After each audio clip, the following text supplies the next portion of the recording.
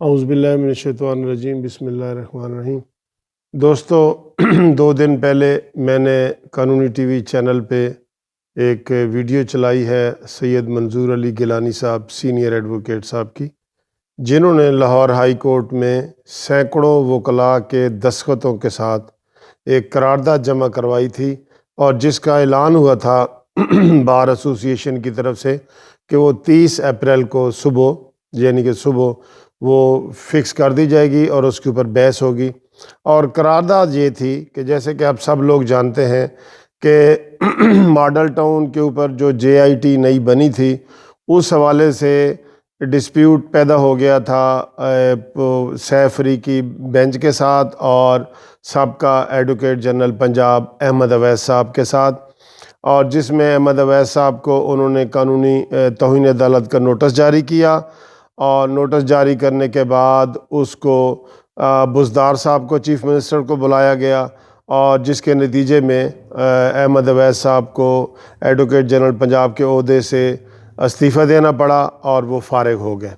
تو دوستو اسی چیز کو اس کے اوپر بحث کرنے کے لیے، اور پھر انہوں نے خود ہی اپنے فیصلے میں لکھ دیا کہ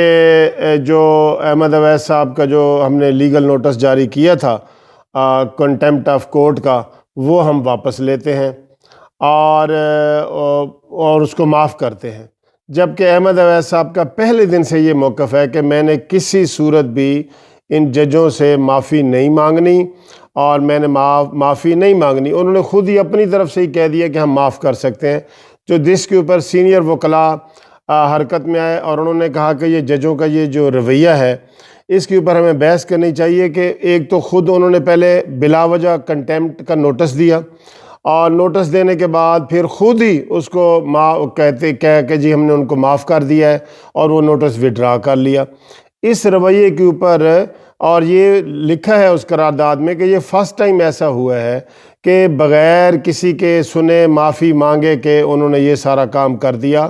تو یہ آئے دن جو ہے ججز وکلاء کے ساتھ، سائلین کے ساتھ، کلائنٹوں کے ساتھ اونچا بول کے اور ہر قسم کی وہ توہین کر کے وہ عدالت کی توہین خود ہی کر رہے ہوتے ہیں، اور ان کو کوئی پوچھنے والا نہیں ہوتا۔ جو ہی وکیل ایسی بات کرے تو اس کو فوراً کنٹیمپٹ ایشو کر دی جاتی ہے، جیسے کہ احمد اویس صاحب کو کی گئی، اور احمد اویس صاحب کو اسی وجہ سے عہدے سے بھی ہاتھ دھونا پڑے، ایڈوکیٹ جنرل پنجاب کے عہدے سے۔ اب دوستو وہ قرارداد صبح کے لیے فکس تھی، تو اچانک یہ پتہ چلا کہ پہلے بھی وہ بڑا لیت و لال سے کام کر رہے تھے اور قرارداد فکس نہیں کر رہے تھے، حالانکہ قرارداد کے اوپر سینکڑوں لوگوں کے، سینئر لوگوں کے دستخط موجود ہیں۔ جب بھی 50 سے زیادہ وکلاء دستخط کر کے کوئی قرارداد لاہور ہائی کورٹ میں جمع کراتے ہیں تو وہ غیر جانبداری کا مظاہرہ کرتے ہوئے وہ قرارداد